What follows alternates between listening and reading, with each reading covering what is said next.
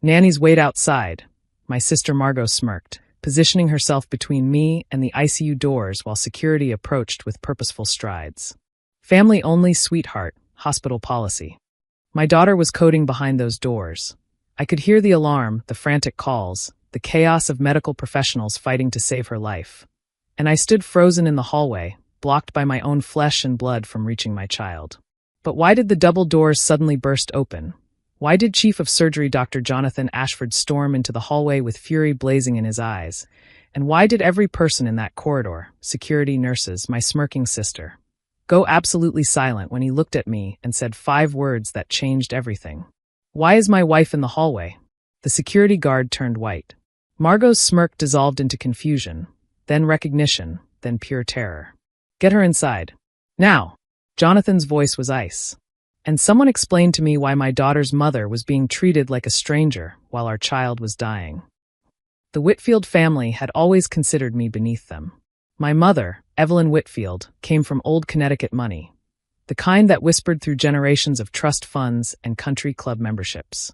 My father, Harrison, had built a commercial real estate empire before I was born.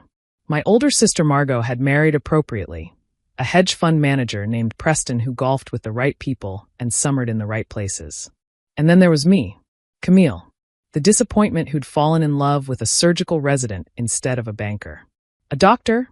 My mother had said when I'd introduced Jonathan at a family dinner 15 years ago. How practical. She'd meant it as an insult. Doctors worked for their money. Real wealth didn't require effort. He's going to be a surgeon, I'd said. A great one. Surgeons cut people open, dear. It's hardly distinguished. Jonathan had heard every word.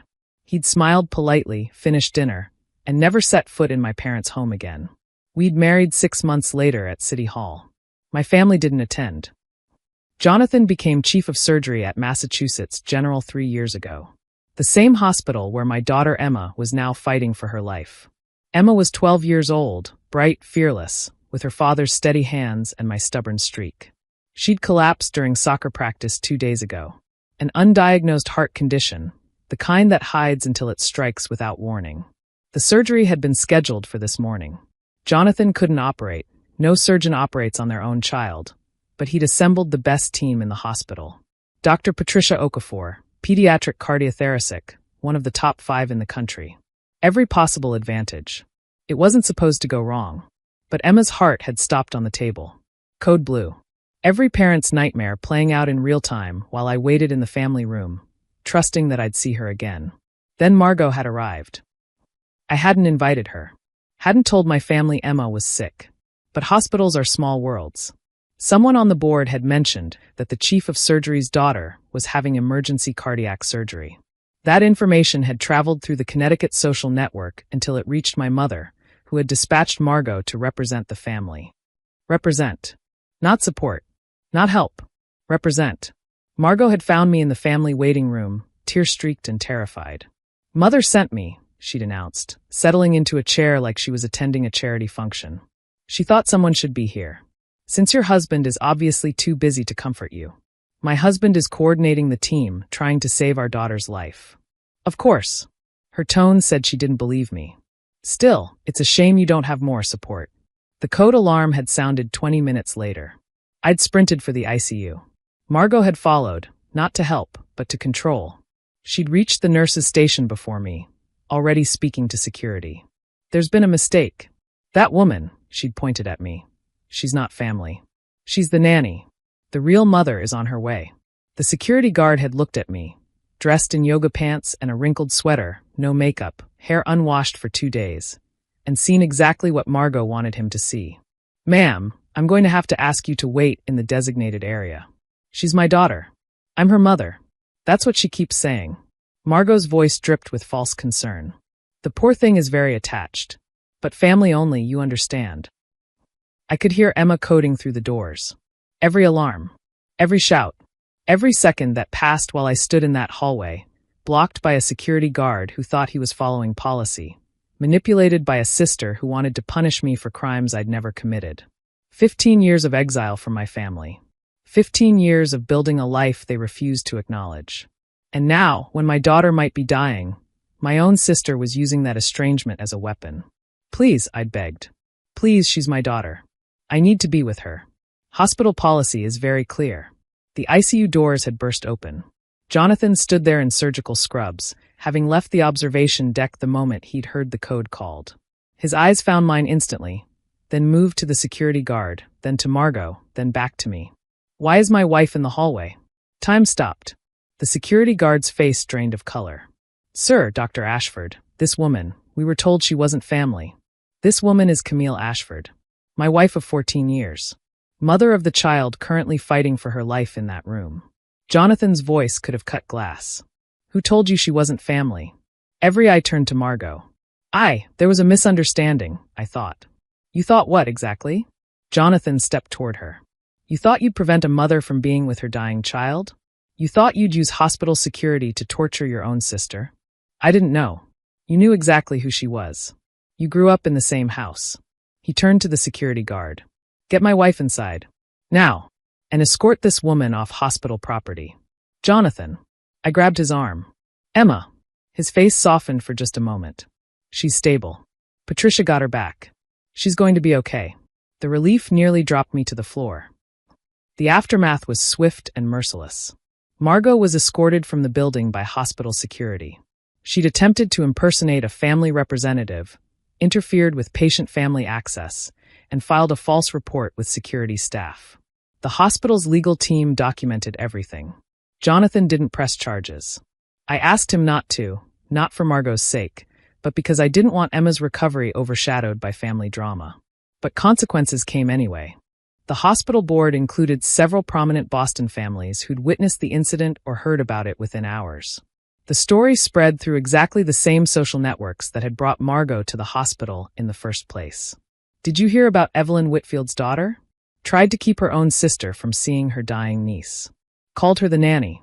The Whitfield family's carefully curated reputation, generations of charitable giving, board memberships, social prominence, cracked under the weight of what Margot had done. My mother called 3 days later. I didn't answer. She left a voicemail. Camille, there's been a terrible misunderstanding. Margot was only trying to help.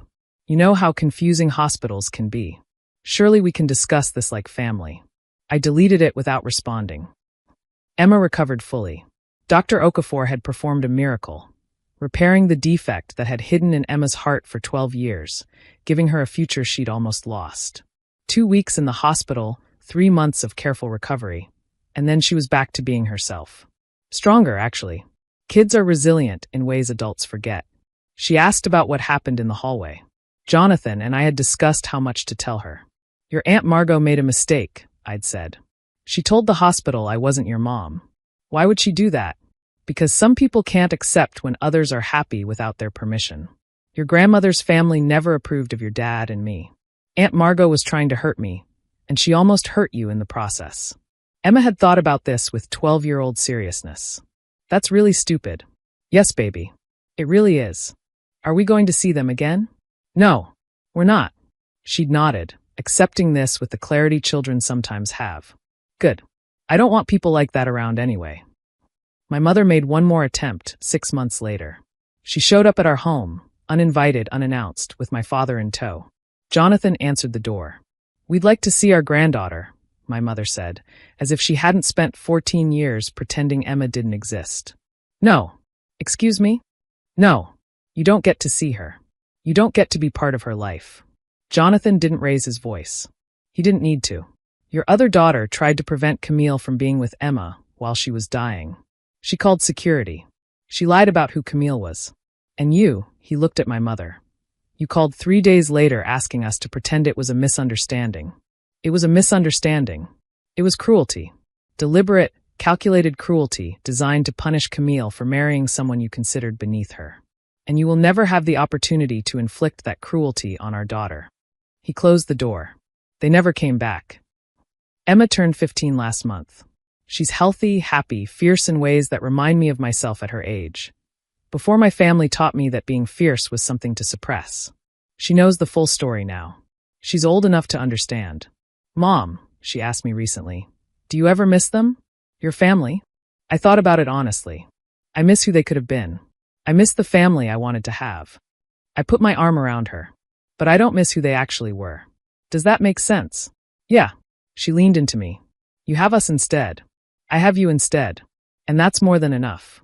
Jonathan came home to find us like that, mother and daughter on the couch, talking about family and love and the difference between people who share your blood and people who share your life.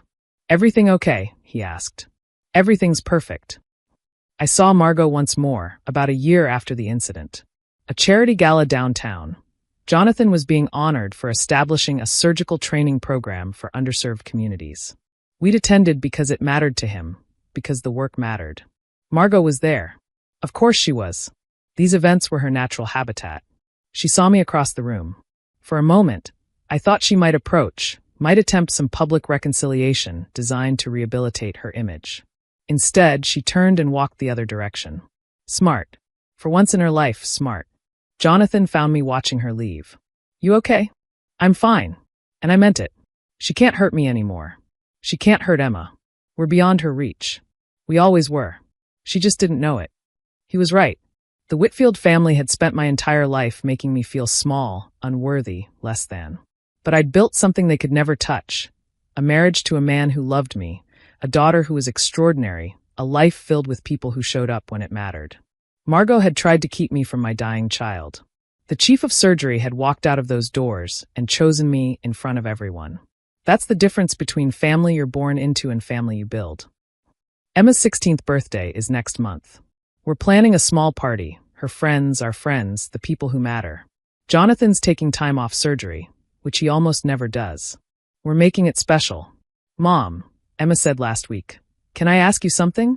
Anything. When I have kids someday, you'll be there, right? Like actually there? Not like your parents. I pulled her into a hug so tight she laughed. Baby, I will be there for every moment you let me witness. Every triumph, every struggle, every ordinary Tuesday. That's what family does. Promise? Promise. She hugged me back. My sister called me the nanny while my daughter was dying.